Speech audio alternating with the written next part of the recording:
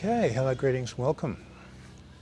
Alright, so I just reviewed the Wing Chun video I posted on dropping power and getting the energy to rise, linking the fascia web. And I didn't cover the theory well enough for people who haven't trained with me before. So I really wanted to revise that and ensure that people understood it.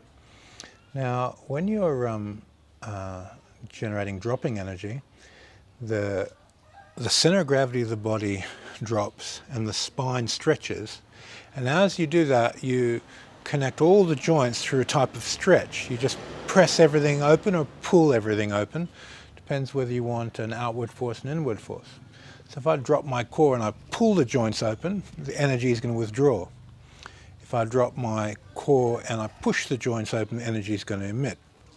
So we get the inward and outward force, depending on how we control the joints. Now this inward and outward force, where your mind intent is, and the feeling of your mind intent is how that force is going to affect your partner. So that's why we link to the facial web. When you touch the elasticity of your partner's body and then stretch down onto their base and spread yourself through their facial web and stretch into them, through them, and then you drop with a plucking energy or a pushing energy or an uprooting energy or a sinking heavy energy. You can sink, rise, swallow, or shoot. You can use any of those four fundamental forces and affect your partner's structure.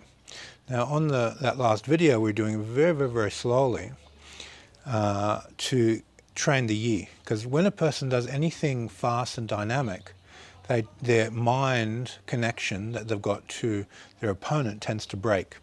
They disconnect basically, because the yang state of their mind, the yin listening, reduces as the yang increases. As your intent increases, your discernment drops.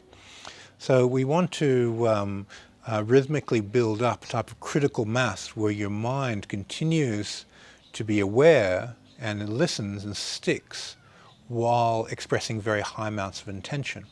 In the beginning, that's simply not possible. It's one at the expense of the other. So we put the listening, the sticking, the awareness first, and then we increase the amount of will and power being generated behind that. So this is important. The next aspect I didn't really cover well enough was the two triangles in the leg. From the center of your foot, the kidney 1 point, or the center front of your foot behind the ball, to your ankle to your knee is a triangle. From your hip to your ankle to your knee is a second triangle. Those two triangles must always remain on the same plane. If you pull your knees in, you're breaking structure. So if you want your knees to point inwards, you need to bring the feet in so those two triangles remain on the same plane. A very simple rule that's worth following: if you can't do it heavy, don't do it light. That means if you can't double your body weight, pick up a weight with at least your body weight and be comfortable to move it around, it's a bad body mechanic. And this, if you stick with this rule, you'll correct all the old traditional silliness where you push the knees out or pull the knees in. You want those two triangles to be on the same plane. You want to be able to easily do a fireman's lift with a person's body and move around and practice your footwork. So you throw a person on your shoulder and move around and train. And throw them on the other shoulder, move around, train, practice your footwork. If there's similar body weight to you, you'll quickly find out where your stances are lacking and where your body mechanics are lacking. Now, if you pick up a deadlift bar and you rotate your pelvis forward and backward, you align the Ming Men point to your place of power. So the most inward curve of the spine, as you rotate the hip and your pelvis and you play with it, it'll click into your power. That's where it has to be, in the place of optimal power. The midpoint of the scapula, when you round that out, you don't want to hollow your chest and hunch like a lot of Tai Chi people interpret it. You want to soften the chest just so you can lengthen the curve. As you lengthen the curve, you're spreading that way to go around. You're not going hollow this way and pushing your back out.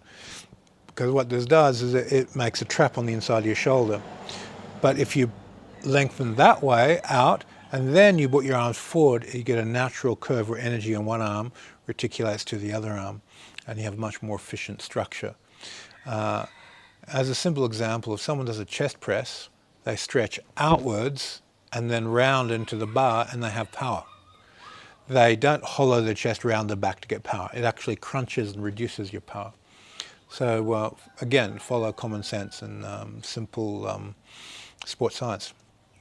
Okay, now your shoulder alignment has to relax down, and your shoulder test is touch the clavicle, make sure the clavicle doesn't rise when you lift, touch the sternum in your shoulder, make sure your shoulder joint doesn't rise and the muscles don't lift, and then grab the lat as you lift your arm up and pull your lat down to maintain a connection to your rib hip.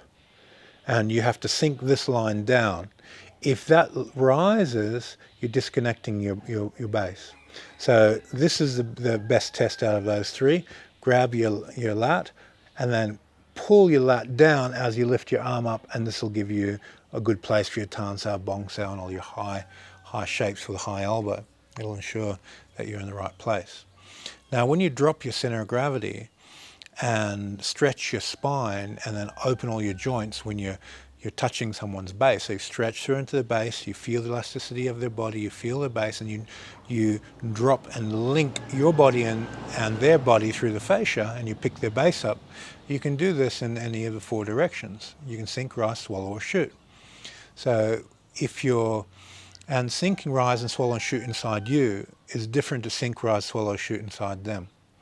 When it's inside you, your hip drops and you automatically sink in resonance with gravity, because that produces a power of sinking, it produces a power of rising, it produces a power of shooting, it produces a power of swallowing. All these powers are produced based on how you control your joints. So if you're stuck to their fascia and you drop and swallow, you pull the joints open so the energy comes back. Or you stretch the joints out and you project the force out. So you can work with either of those very, very effectively without any problems. And rising, of course, is coming underneath and projecting an upward force, and sinking is your chum Q and your arm palm, your gum sows and so forth, where you're pinning downwards and you sink the energy through the web. Remember, you're not hitting at the location of the hit, you're hitting the center of gravity of tension in the person's body. So you touch, stretch through the fascia and then connect the force. And you want to create a subconscious habit of doing this.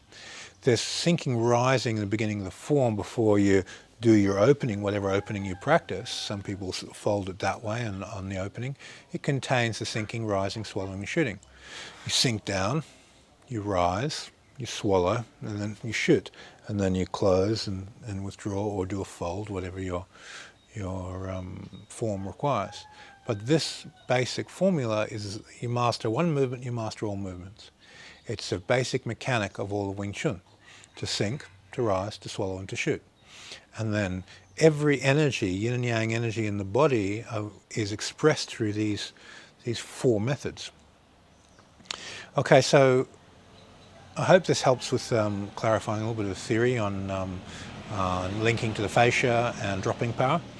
And on my Vimeo channel, I go into a lot more detail on all this. It's very, very well-broken, refined breakdown of the mechanics, of the energy mechanics, of the mind mechanics, psychology, and how it all connects together for Qigong, for martial training, and for personal ascension.